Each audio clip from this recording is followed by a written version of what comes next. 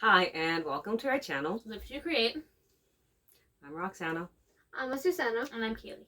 On today's episode, we will be making feathered lamps. In a little bit, we will show you the items that you will be needing for this project. It's not a very hard project. And it also doesn't take very long to do. Hope you guys enjoy this episode, and with that being said, Let's get to it. Boas.